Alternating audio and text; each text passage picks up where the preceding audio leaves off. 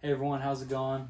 Today I'm working on Gary's 496. It's a big block Chevy, and I thought I'd give you guys a quick video on what I do to prepare before the startup of all my motors. So the first thing I do is I turn the ignition off and I just bump the starter a bunch of times to get the oil flowing, so when it starts it's not dry. And then after that I check to see if there's any spark plug wires or any starter wires or anything like that. Want to make sure that that's all clear and they're not gonna like catch on fire or anything like that. Then the next thing I usually do is make sure that the fuel lines are tight and none of them are leaking, because you don't want fuel leaking all over your new motor with your new paint. And then after that you just want to make sure that, just double check that everything's good, everything's tight. You want to make sure you got all your bolts in for everything.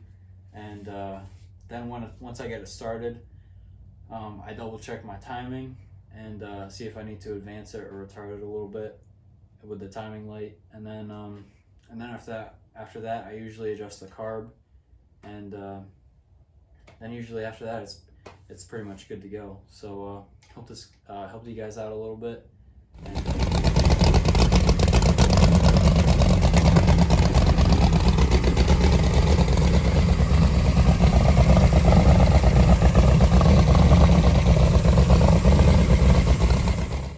Okay, so what I do when I run my motors is I usually let them run for about 30 seconds to a minute, and after that I cut the motor off and just go around with a flashlight and make sure that there's no leaks anywhere on the motor. And if there is, I'll tighten the bolts or whatever, fix the leak. And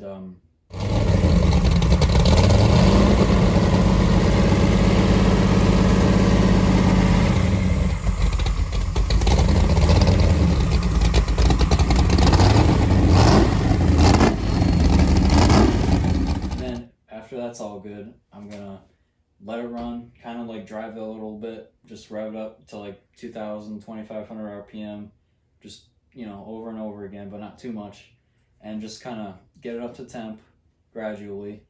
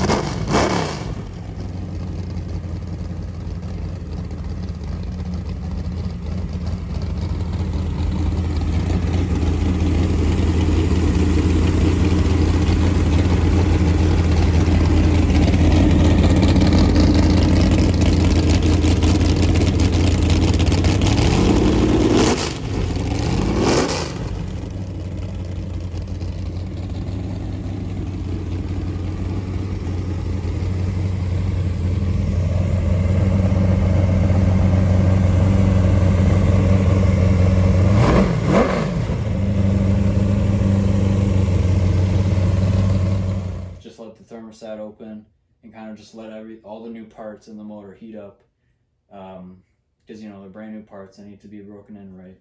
And but after it's up to temp and the thermostat's open, I wouldn't run it for much longer after that. I usually just let it run for no more than like 5 minutes, probably 5-10 minutes, and then I just cut it off. I'll let it sit for like overnight, and then while it's sitting, make sure that double check and make sure there's no leaks, no coolant anywhere, no drips, and no fuel anywhere. But if that's all good, then you have a pretty good motor.